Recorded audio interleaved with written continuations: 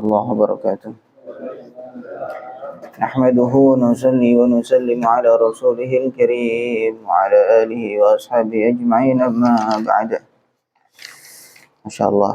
Ya, Alhamdulillah kita lanjutkan perpanjang i'tikaf kita maghrib sampai isya sambil membaca sejarah tentang kekasih kita, pimpinan kita, baginda Nabi Muhammad sallallahu alaihi wasallam. Dalam hal ini kita membaca kitab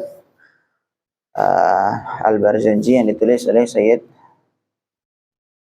Ja'far Al-Barzanji. Ila hadratin Nabi Mustafa Muhammad sallallahu alaihi wasallam. Syekh Nazarun Tafi Abdul Syamar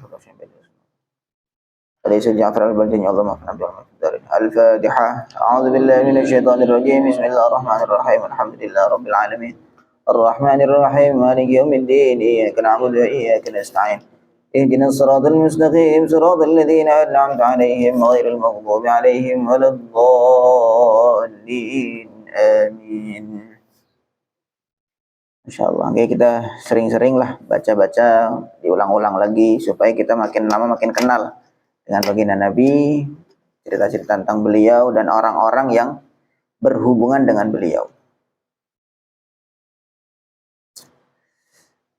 Karena Nabi itu Masya Allah ya, Nabi itu orang yang ketemu dengan yang nggak ketemu saja itu udah langsung levelnya berbeda jauh. Walaupun ketemu cuma 1 menit. Hidupnya di zaman yang sama, kemudian orang yang jumpa langsung dengan Nabi, dengan orang yang nggak jumpa, walaupun hidup yang sezaman, levelnya beda. Masya Allah.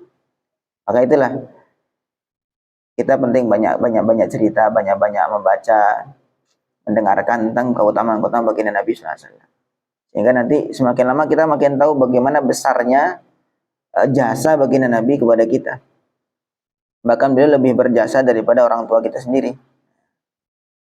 Nabi SAW beliau sabdakan, la yu'minu ahadukum hatta akuna ahabba ilaihi min walidihi wa waladihi wan nasi ajmain. Atau kama jaa di riwayah. Tidak sempurna iman seorang di antara kalian sampai dia mencintai aku lebih daripada mencintai orang tuanya, mencintai anaknya dan seluruh manusia secara umum. Ini kok berlebihan sekali. Kalau kita tidak tahu jasa beliau, maka kita rasanya kayak berlebihan. Tapi kalau kita tahu bagaimana jasanya Nabi kepada umat, maka itu nggak berlebihan, sama sekali nggak berlebihan. Maka kita ya makin sering-sering mendengar, membaca tentang baginda Nabi Muhammad SAW. Nah, kita lanjut. Autirillahumma qabrahul karim bi'arfin syadhim min salatin wa taslim. Allahumma salli wa sallim wa barik alaih. Wa kana sallallahu alaihi wasallam, adalah Nabi sallallahu alaihi wasallam, yashibbu, beliau tumbuh berkembang, fil yaumi, dalam satu hari, syababas sabiyyi fi syahri, seperti pertumbuhannya anak kecil atau pertumbuhannya bayi dalam sebulan. Jadi beliau itu sehari seperti pertumbuhan anak sebulan. Bi'inayatin, dengan pertolongan atau dengan pemeliharaan rabbaniyah yang dinisbatkan kepada Tuhan, ya, secara ghaibiyah. Memang Allah Subhanahu wa taala menghendaki demikian. Karena beliau orang istimewa, perkembangannya di atas rata-rata anak-anak ya biasa sebulan. Beliau satu hari seperti 1 bulan. Faqama, maka beliau berdiri, ala qadamaihi, di atas kedua kaki beliau, fi thalathin, pada 3 hari. 3 hari sudah bisa berdiri. Wa masya, dan beliau bisa berjalan fi khamsin, pada 5. Ini wallahu alam enggak disebutkan 5 hari atau 5 bulan ya. Umumnya berjalan tuh berapa? Setahun ya, atau paling cepat berapa bulan berjalan? 9 bulan berjalan. Nah, tapi beliau 5 bulan sudah berjalan. Wa qawiyat, dan sudah lancar, fi tis'in minasyuhuri pada 9 bulan bifasihin nutqi quwa. Beliau sudah berbicara dengan fasih, dengan lancar pada umur 9 bulan. Wa syaqqa, jadi ya intinya pertemuan beliau pada masa kecil itu di atas rata-rata anak-anak kecil yang lain. Wa syaqqa, dan membelah al malakani, 2 malaikat, sadrahu, dada beliau asyarif yang mulia, ladaiha, di sisi siapa? Halimah As-Sa'diyah. Karena kemarin yang menyusui Nabi ada berapa? Yang sudah Nabi, yang menyusui Nabi yang pertama ibundanya siapa? Sayyidah Aminah. Kemudian yang kedua siapa? Suwaibah. Suwaibah itu mantan budaknya Abu Lahab. Nah, maka setelah ibunya menyusui, kemudian sempat disusui oleh Suwaibah. Nah, kemudian yang ketiga baru Halimah As-Sa'diyah. Ini dibawa ke kampungnya. Kalau tadi ibundanya dengan Suwaibah tadi masih di Mekah. Masih di Mekah, masih di kampungnya Nabi Muhammad. Nah, tapi kalau ini Halimah Sa'diyah dibawa pulang ke kampung, dibawa pulang ke pedalaman, karena memang sudah menjadi adat, menjadi kebiasaan orang-orang Arab dulu, bahkan terutama suku-suku yang berdarah biru. Quraisy ini kan orang darah biru, saya memang suku yang mulia lah. Maka mereka ini biasa mengirim anak-anak yang dititipkan disusui orang-orang yang kampung, karena hikmahnya, harapan mereka, karena nanti di kampung tuh makanannya masih murni, masih bagus, sehingga ASI yang dihasilkan bagus. Kemudian akhlaknya pun juga begitu. Kalau di kota besar kan sudah campur orang-orang dari mana-mana datang, akhirnya akhlaknya agak kurang. Tapi kalau di kampung, di desa, di pedalaman, maka akhlak masih terjaga. Bahasa juga demikian. Bahasa orang-orang kampung masih bagus, Arab-Arabnya masih Arab asli. Nah, tapi kalau di perkotaan, karena Makkah ini kan kota kota bisnis. Nah, maka akhirnya orang-orang dari segala macam penjuru datang untuk berniaga di sana. Nah, akhirnya kan bahasa-bahasa sedikit tercampur. Nah, maka ditaruh di pedalaman-pedalaman supaya anak-anak ini tetap menjaga kemurnian bahasa Arab. Nah, maka di sini dibawa oleh Halimah Sa'diyah. Nah, maka di sini ceritanya ada 2 malaikat yang membelah dadanya Nabi Shallallahu Alaihi Wasallam, dan dilihat langsung oleh Halimah. Halimah ngelihat dadanya Nabi dibelah. Wa akhraja, kemudian 2 malaikat itu mengeluarkan minhu dari Nabi alaqatan damawiyah, alaqatan segumpal daging, damawiyah yang berupa darah, maksudnya daging entah gumpalan ya daging yang ada darahnya lah gitu. Wa azala, ya mungkin dalam sebuah riwayat jantungnya atau hatinya. Azala, keduanya malaikat itu menghilangkan minhu dari Nabi, atau minhu dari alaqah tadi, dari daging tadi, hadza syaiton, bagiannya syaiton. Wa bithalji, dan dengan embun, dengan salju, ghasalahu, kedua malaikat itu memandikan Nabi, membasuh hatinya Nabi Sallallahu Alaihi Wasallam. Jadi ini riwayat ini masyhur, dan ini terjadi beberapa kali. Ya, pembelahan dadanya Nabi Sallallahu Alaihi Wasallam itu terjadi beberapa kali. Kalau nggak salah 3 kali. Ya, kalau nggak salah 3 kali. Jadi ketika beliau masih kecil itu sempat dibelah. Kemudian ketika beliau hendak mendapatkan wahyu, dibelah lagi. Kemudian ketika beliau mau Isra Mi'raj, itu dibelah lagi. Jadi ada beberapa kali peristiwa pembelahan dada Nabi Muhammad SAW. Dan di situ malaikat mengoperasi, mengadakan operasi. Nah, kemudian dikeluarkan. Di sini azala minhu hadza syaitan. Kedua malaikat itu menghilangkan al-hadzu, itu bagian sisi di mana syaitan punya kesempatan untuk menggoda Nabi Muhammad SAW. Nah, jadi kan Nabi kan manusia, manusia secara zahir manusia, sehingga ada hadzu syaitan, ada sisi di mana punya setan kesempatan untuk menggoda manusia. Nah, kalau kita ini kan ada bisikan baik, ada bisikan buruk ya. Nah, bisikan baik itu dari malaikat, nah, bisikan buruk itu dari dari setan. Nah begitulah, setiap masing-masing manusia punya itu, ada bagian sisi digoda sama setan, ada sisi digoda malaikat. Nah Nabi SAW begitu, ketika kecil ini dibelah maka diambil itu bagian sisi yang bisa dia goda setan tuh diambil sama malaikat, dihilangkan, sehingga setan nggak punya lagi kesempatan untuk menggoda baginda Nabi Shallallahu Alaihi Wasallam. Itu sebuah riwayat demikian. Ini ada banyak versi. Ada versi yang lain mengatakan, oh bukan, Nabi itu memang sempurna dari awal sehingga tidak akan mungkin beliau punya sisi yang mampu digoda oleh setan dari awal.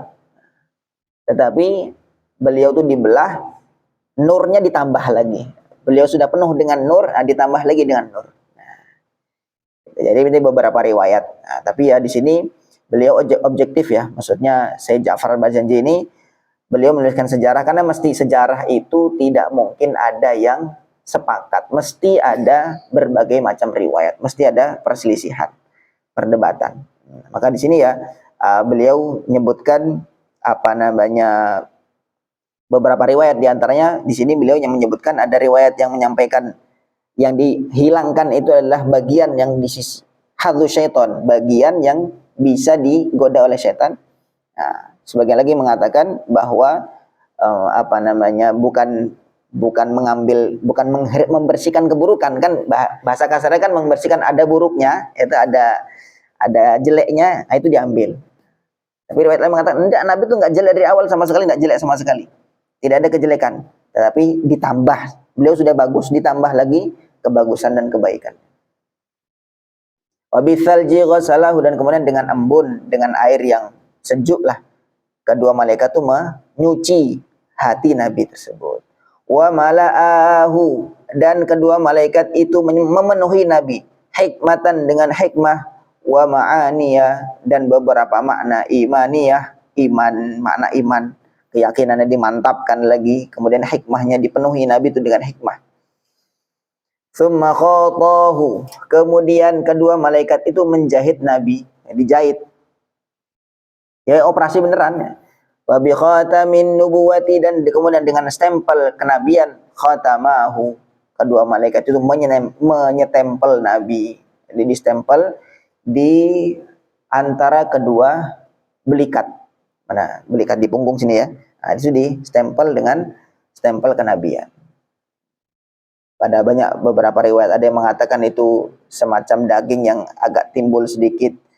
Kemudian ada yang mengatakan itu seperti tai lalat.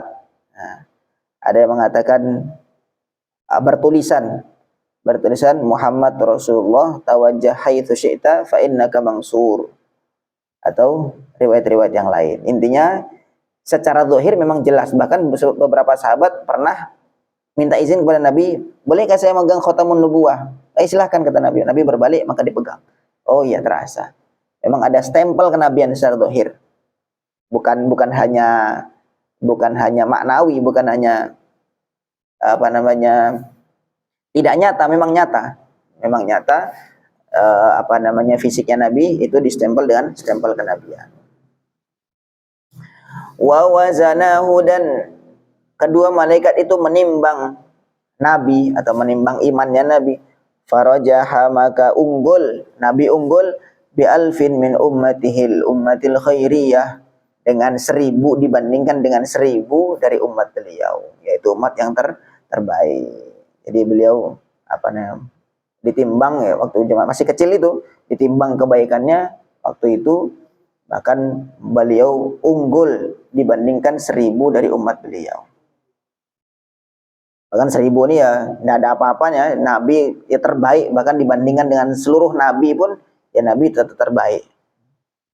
Wa nasya, dan beliau tumbuh sallallahu alaihi wasallam ala akmalil awsafi, atas sifat-sifat yang paling sempurna, min hali sibahu, dari kondisi anak kecilan beliau, kekanak-kanakan beliau. Jadi masa kanak-kanak beliau tumbuh dengan sifat-sifat yang paling mulia. Mungkin kita pernah ngelihat siapalah, mungkin anak-anak yang sudah dari kecil sudah bagus akhlaknya. Nabi itu jauh lebih lagi. Sehingga jangan kita percaya ada orang yang mengatakan Nabi itu kecilnya ya sama kayak anak kecil biasa, nyolong-nyolong jambu atau apa begitu. Enggak. Nabi itu bahkan ketika masih nyusu, beliau kata sama Halimah Sa'diyah ini dikasih susu bagian kanan. Kemudian yang kiri Halimah ini menyusui anak beliau sendiri. Nah, maka Nabi tidak pernah mau disusui dengan susu yang kiri. Tidak pernah mau.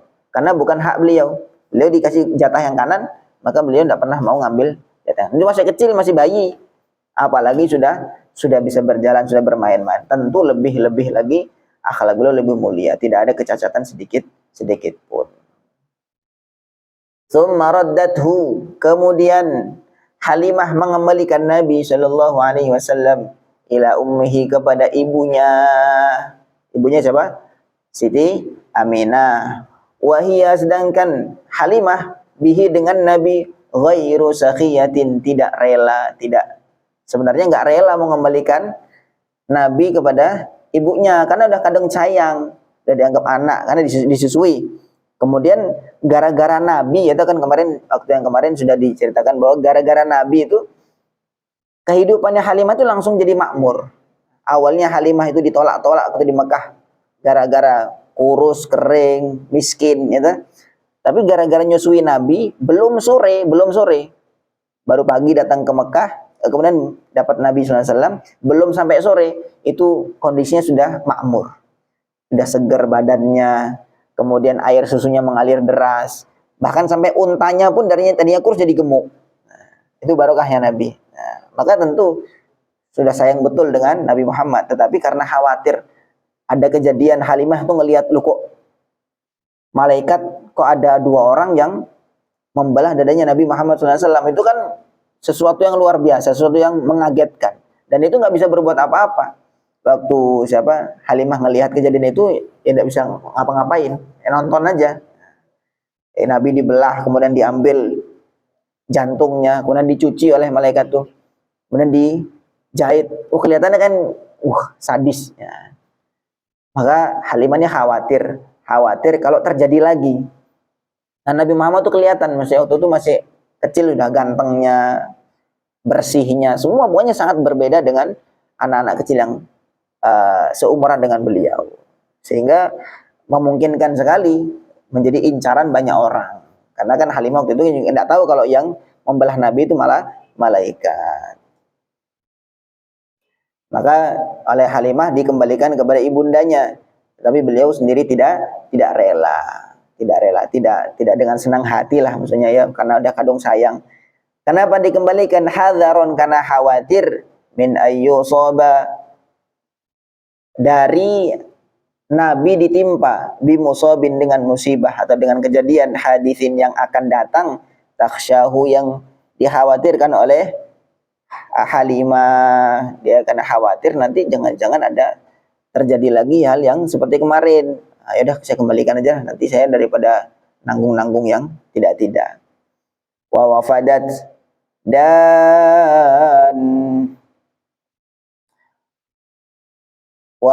dan datang Halimah, datang alaihi kepada Nabi Halimah fi ayyami Khadijah, ketika hari-hari Nabi sudah bersama dengan Khadijah as-sayyidati, yaitu beliau seorang wanita yang bangsawan, al-wadiyati, yang cantik.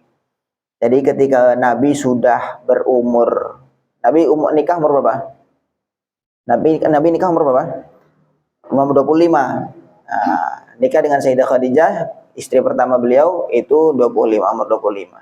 Maka ketika sudah bersama Sayyidah Khadijah, itu ibu susuannya ya tadi, Halimah Sa'diyah tadi, kadang-kadang datang kepada Nabi SAW. Jadi ya langsung juga kepada Khadijah. Khadijah ini kan berarti menantunya, ya, menantunya Halimah Sa'diyah. Jadi tetap waktu sama Nabi sampai besar pun tetap disambangi oleh siapa? Ibu susuannya, Halimah Sa'diyah.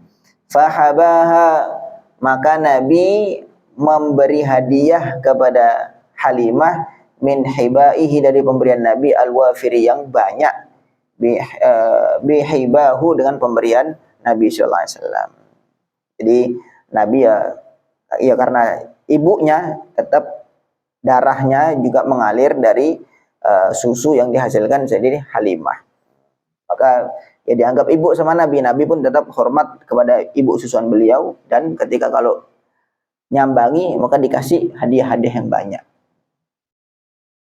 Ya, haba itu artinya memberi yang luar biasa. Jadi ada a'to yu'ti, a'to memberikan biasa, memberikan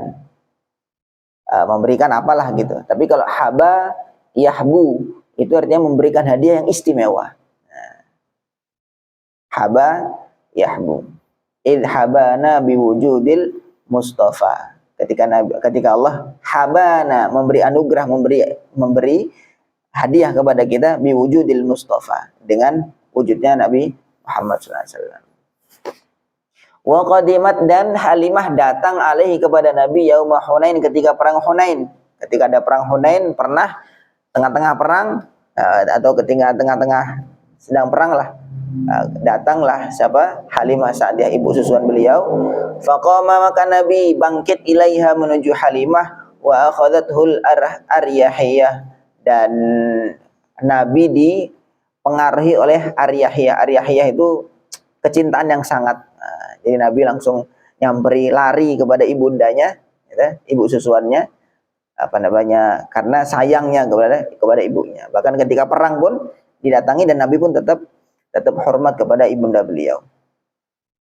Wa basata, dan Nabi menghamparkan laha untuk Halimah min ridaihi, dari selendang beliau, dari selendangnya Nabi asyarifi yang mulia, bisa tabirrihi, dengan hamparan kebaikan Nabi, wa nadahu, dan kedermawanan Nabi. Jadi bahkan Nabi rela selendang yang biasa rida itu ditaruh di bahu biasanya, itu dihamparkan untuk alasnya ibu susuan beliau Halimah As-Sa'diyah. Wa sahihu, menurut pendapat yang sahih yang benar, annaha, sungguhnya Halimah aslamat, masuk Islam, ma'a zaujiha, bersama suaminya, wal banina, dan bersama anak-anaknya juga, wa dzurriyyah, dan juga anak turunnya. Menurut riwayat yang sahih, riwayat yang kuat, Halimah juga masuk Islam, masuk Islam. Wa qad addahuma, dan sungguh telah memasukkan Halimah dan suaminya fi sahabati, termasuk dalam golongan sahabah, jam'un, sebagian ulama atau sekumpulan ulama, min siqatir ruwah, dari perawi-perawi yang siqah, perawi yang dipercaya. Bahkan ulama-ulama perawi-perawi hadis menggolongkan siapa? Halimah As-Sa'diyah dan suaminya sebagai sahabat. Karena sahabat itu apa kriterianya? Yang pertama, dia jumpa dengan Nabi, iman kepada Nabi. Yang kedua, dia iman kepada Nabi. Dan yang terakhir, dia wafat dalam keadaan iman. Tiga ini. Dia jumpa kepada Nabi, dan dia iman kepada Nabi, dan terakhir wafat dalam kondisi iman. Ada orang jumpa dengan Nabi, tapi dia tidak iman, maka sahabat bukan? Bukan. Abu Lahab itu bukan sahabat, karena dia jumpa dengan Nabi, tapi dia menentang Nabi, memusuhi Nabi, tidak iman kepada Nabi, maka bukan sahabat. Atau ada dia jumpa dengan Nabi, iman kepada Nabi, tetapi wafatnya murtad, sahabat bukan? Bukan. Jadi tiga nih persyaratan atau kriteria sahabat. Dan itu sahabat levelnya langsung jauh lebih tinggi daripada level bawahnya tabi'in, orang yang nggak jumpa dengan, walaupun hidup sezaman dengan Nabi, tapi nggak jumpa dengan Nabi. Jadi lihat, barokahnya ketemu tuh begitu. Barokahnya ketemu, barokahnya jumpa. Nah, kita begitu juga, ada ulama-ulama, ada siapa-siapa yang dekat dengan Allah, kita usahakan jumpa. Karena barokahnya jumpa, walaupun mungkin kita bisa streaming misalnya, kalau ada bisa saja, tapi barokahnya jumpa itu berbeda. Barokahnya jumpa itu berbeda. Karena ulama itu warasatul anbiya, warisannya para nabi, walaupun mereka bukan nabi, tapi warisannya para nabi. Sehingga kita penting banyak jumpa dengan para ulama, ya tabarruk, ambil barokah dari mereka. Maka di sini sebagian riwayat mengatakan Halimah itu masuk Islam bersama suami dan anak-anak, bahkan turunan-turunannya, cucu-cucunya, dan termasuk sahabat. Diriwayatkan oleh perawi-perawi yang thiqah yang dapat dipercaya. Atirillahumma qabrahul karim bi'arfin syadhim min salatin wa taslim. Allahumma salli wa sallim wa barik alaihi wa ala alihi. Walamma balagha, dan ketika sampai Ketika mencapai alaihi salatu wassalam, Nabi telah mencapai arba'a sinina, umur 4 tahun. Kharajat, maka keluar, bihi, membawa Nabi. Siapa yang keluar? Ummuhu, ibunya Nabi. Ilal Madinati, menuju Madinah An-Nabawiyah, menuju ke Madinah. Karena ibunya Nabi itu memang orang Madinah.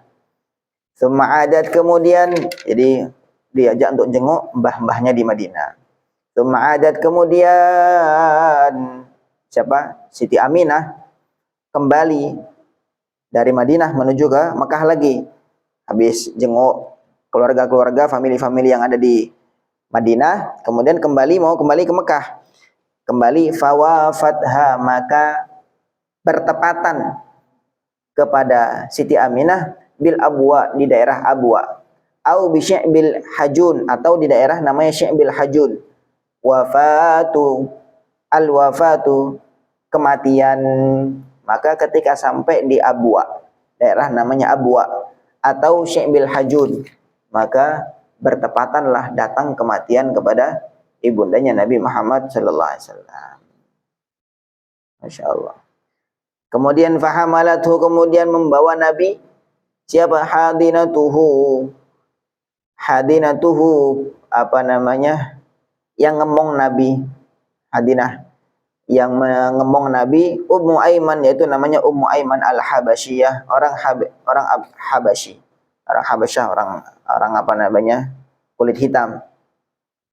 Allati zawwajaha, yang nantinya Nabi menikahkan Ummu Aiman tadi, ba'du, selepas Nabi sudah besar, min Zaid bin Harithah, kepada Zaid ibn Harithah, maulahu, yaitu budak yang dimerdekakan Nabi. Nabi itu punya budak namanya Zaid ibn Harithah. Nah, kemudian dalam satu riwayat itu apa namanya, budaknya Khadijah kemudian dikasih kepada Nabi.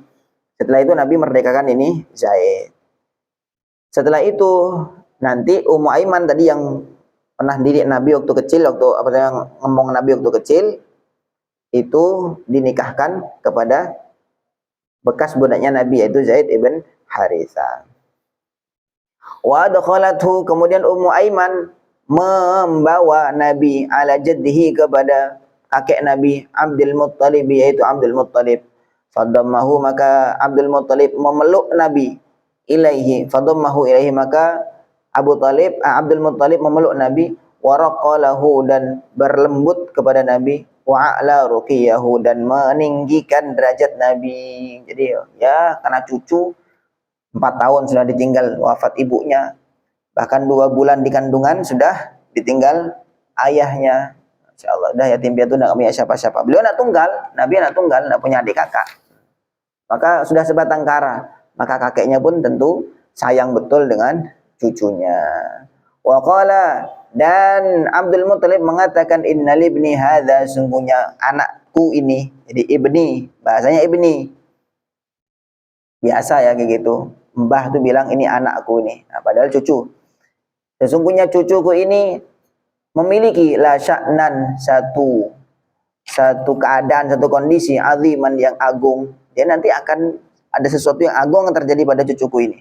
Fabakhin, maka sungguh beruntung, liman, bagi orang, waqarahu, yang memuliakan Nabi, memuliakan dia, wa walahu, dan membela Nabi.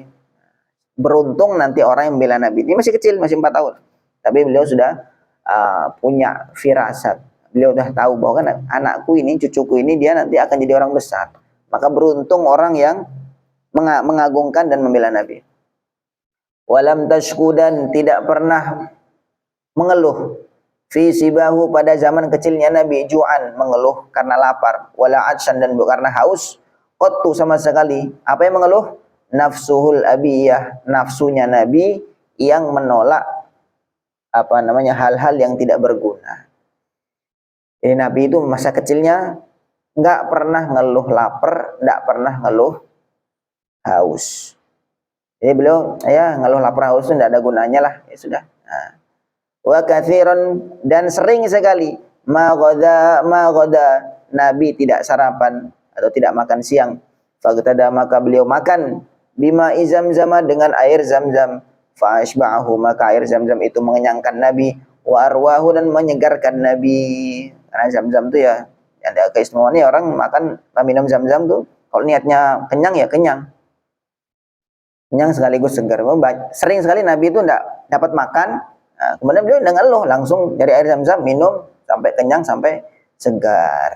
Insyaallah. Jadi mulai kecil beliau sudah dalam kondisi tidak dalam kemewahan, tetapi ini mengasih gambaran kepada kita, tidak ada alasan untuk kita tidak ikut Nabi.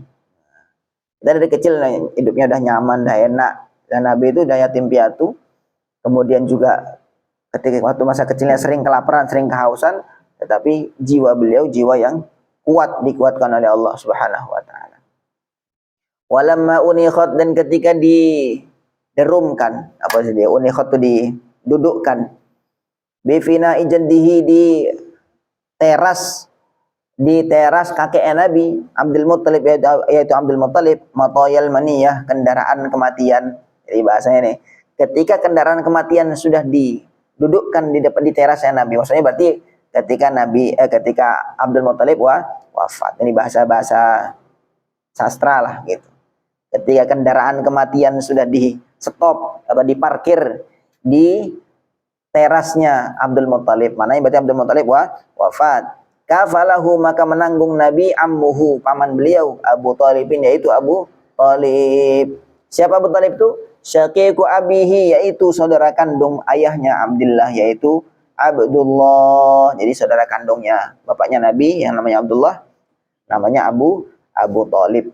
Faqama, maka Abu Thalib bangkit bi kafalatihi, dengan tanggungan menanggung Nabi Muhammad SAW, bi'azmin qawiyin, dengan azam yang kuat, wa himmatin, dan semangat, wa hamiyatin, dan penjagaan yang ketat.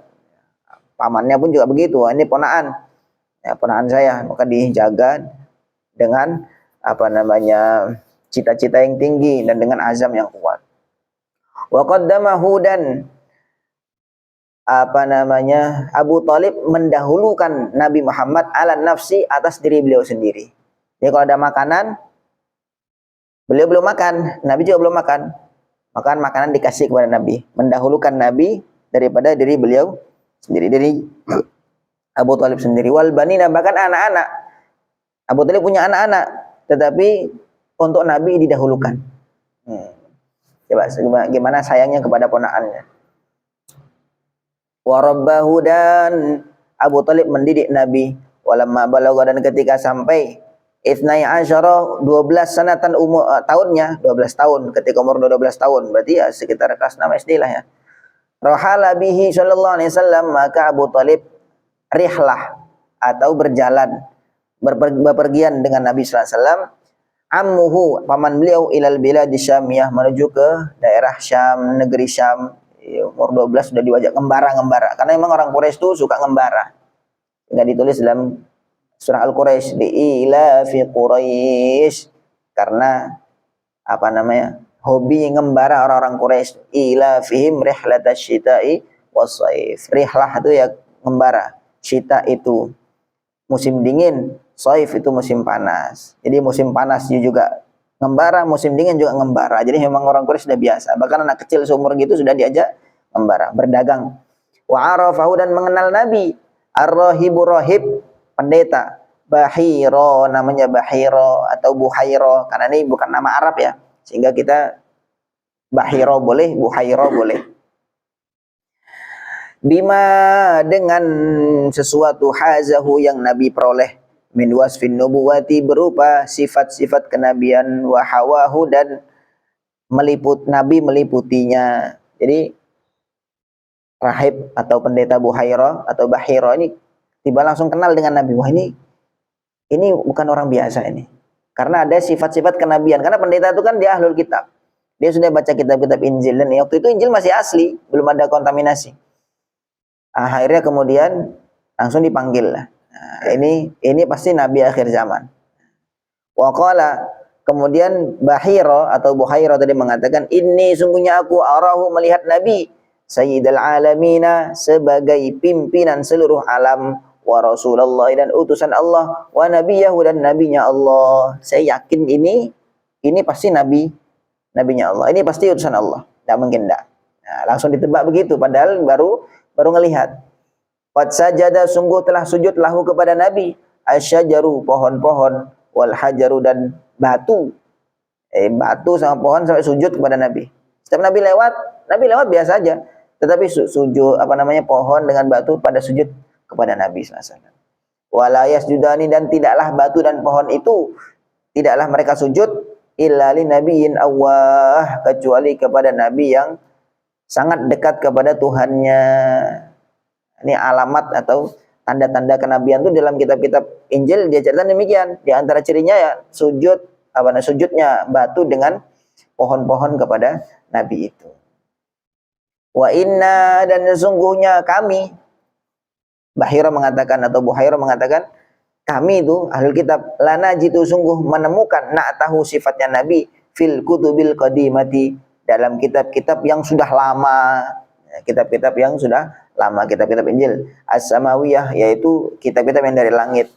Jadi wa idh qala Isa bin Maryam ya bani Israil inni rasulullah ilaikum musaddiqan lima baina yadayya minat taurah wa mubasysyiran bi rasuli ya'ti min ba'di ismuhu Ahmad. Jadi Nabi Isa kasih tahu kepada Bani Israel, saya ini utusan Allah dan saya membenarkan kitab-kitab sebelum aku, yaitu kitab Taurat. Kemudian aku juga mubasysyiran bi rasulin, aku juga memberi kabar gembira kepada kalian akan datang satu rasul, satu utusan lagi, ya'ti min ba'di, yang dia akan datang selepas aku nanti, ismuhu Ahmad, namanya Ahmad. Jadi namanya Ahmad, ya Muhammad, namanya Nabi itu banyak. Wa baina katifaihi, dan di antara kedua belikat beliau, kata Buhairah, khatamun nubuwati, ada stempel kenabian, waqad ammahun nur, dan nur telah meliputi Nabi, wa alahu, dan juga meliputi Nabi. Jadi, sudah diceritakan, jadi sudah tahu semua, walaupun baru kenal, belum melihat khatamun nubuwah, tapi dah coba lihat di antara kedua belikatnya pasti ada khatamun nubuwah, ada stempel kenabian. Yaitu Nabi itu diliputi nur. Buhairah udah cerita begitu. Nah, jadi ngasih tahu kepada pamannya Abu Thalib tadi. Masya Allah. Wa amara, dan Buhairah memerintahkan ammahu, pamannya Nabi, biraddihi, untuk mengembalikan Nabi Muhammad ila Makkah, ke Mekah, takhawufan, karena khawatir, alaihi, kepada Nabi, min ahli dinil yahudiyah, dari orang-orang Yahudi. Orang Yahudi itu dari dulu mereka kerjanya membunuhin para nabi. Jadi orang-orang Yahudi dengan Nasrani zaman dulu itu, ketika Nabi datang itu mereka sudah tahu, mereka sudah dapat informasi tentang Nabi akhir zaman itu sudah di kitab-kitab mereka. Misalnya pada tahun ini lahirnya, kemudian di Mekah, kemudian segala macam ciri-cirinya sudah tahu semua. Dan waktu Nabi keluar ke Syam itu sudah diincar oleh orang-orang Yahudi dan juga ditunggui oleh orang-orang Nasrani. Sehingga orang Nasrani itu punya jasa besar. Jasa besar yaitu secara zahir ya, jasanya menyelamatkan Nabi dari kejaran orang-orang Yahudi. Orang Nasrani tahu orang Yahudi ini nggak suka. Orang nggak suka dengan Nabi, mau dibunuh. Jadi orang Yahudi itu ya, jadi kalau di Quran tuh, la tajidanna asyaddan nasi adawatan lil ladina amanu al-yahuda wal ladina asyraku. Orang-orang yang paling enggak suka dengan orang-orang Islam itu adalah orang Yahudi, wal ladina asyraku, orang-orang musyrik. Kemudian wala tajidanna aqrabahum mawaddatan lil ladina amanu alladina qalu inna nasara. Jadi sedangkan orang yang paling suka, yang paling sayang dengan Nabi orang Islam, alladzina qalu inna nasara. Jadi orang-orang yang mengatakan kami ini orang Nasrani. Dzalika bi anna minhum qissisina wa ruhbana. Itu karena di kalangan orang Nasrani itu ada rahib-rahib, ada pendeta-pendeta. Ini zaman dulu loh ya. Kalau zaman sekarang ini kan sudah lain ajarannya. Ya, karena sekarang ini sudah yang dikenal Nasrani ya Trinitas. Tapi zaman dulu tuh enggak, masih orisinal. Sehingga mereka tuh tahu kabar Nabi, bahkan mendukung ini Nabi ini. Coba kamu balikin. Jangan dibawa ke sana kemari. Karena ini diincar oleh orang Yahudi, mau dibunuh. Nah, maka orang Nasrani dulu punya jasa besar kepada orang Islam, yaitu melindungi Nabi secara zahir dari kejaran orang-orang Yahudi. Dan orang Yahudi itu cerdas, tahu mereka membunuh Nabi tidak mungkin di Mekah, karena kalau di Mekah ya mereka habis. Karena di kampungnya Nabi Muhammad maka nunggu Nabi ketika keluar dari Mekah. Nunggu Nabi keluar dari Mekah. Begitu juga tempatnya itu, ini rencana mau dibunuhnya itu ada di daerah Busra, daerah Syam, di Busra. Maka sudah ditentukan nanti Nabi itu akan lewat sini, dan diperkirakan kita dibunuh situ, di tempat yang nanti selepas membunuh itu bisa aman dari kejaran atau dari kecaman orang-orang sekitar. Maka faraja'a bihi, maka Abu Thalib pulang membawa Nabi, walam yujawiz, dan tidak melewati minasyam, dari daerah Syam, al-muqaddasi, yang suci, Busrahu, daerah Busra nggak dilewati oleh Abu Thalib, karena dikasih tahu oleh rahib Bahiro atau Buhairo tadi bahwa jangan kamu lewat daerah Busra, karena nanti itu tempat di mana mereka menunggu ini Muhammad ini akan lewat, kemudian langsung dibunuh. Insyaallah. Jadi kalau Yahudi itu anak turunnya siapa? Sebenarnya satu mbah yang sama. Orang Yahudi Nasrani itu satu mbah yang sama, yaitu Nabi Ibrahim. Nabi Ibrahim punya anak namanya Ismail dengan Ishak. Nah, dari Ishak ini punya anak namanya Nabi Yakub. Nah, di antara panggilan Nabi Yakub itu namanya Israel. Israel itu panggilan atau julukan untuk Nabi Yakub. Maka anak-anaknya Nabi Yakub tuh, Nabi Yusuf tuh anaknya Nabi Yakub. Itu Bani Israel. Bani Israel namanya anak-anaknya Israel, anak-anaknya Nabi Yakub. Nah, di antara saudara tertua Nabi Yusuf itu namanya Yahuda. Saudara tertua Nabi Yusuf namanya Yahuda. Maka pengikutnya Yahuda tadi nih. Pengikutnya Yahuda ini maka namanya Yahudi. Mereka tidak terima kalau nabi-nabi itu tidak dari golongan mereka. Sedangkan Nabi Muhammad itu dari jalur Nabi Ismail. Kan Nabi Ibrahim punya anak Ishak dengan Ismail. Nah, Nabi Ismail lah yang menurunkan Nabi Muhammad SAW. Bukan lewat jalurnya Ishak. Maka orang Yahudi cemburu, tidak suka. Maka mau dibunuh. Ya, akhirnya jasa dari pendeta Buhairo atau Bahiro tadi melindungi Nabi SAW dari kejaran orang Yahudi. Akhirnya selamat sampai Nabi diutus atau mendapatkan nubuwah, firman Allah Subhanahu wa taala. Alhamdulillah, 2 pasal ini saja. Mudah-mudahan Allah fahamkan kita, Allah tambahkan kecintaan kita kepada baginda Nabi Muhammad SAW. Subhanallah bihamdihi, subhanakallahumma bihamdika, asyhadu an la ilaha illa anta, astaghfiruka wa atubu ilaik. Assalamualaikum warahmatullahi wabarakatuh.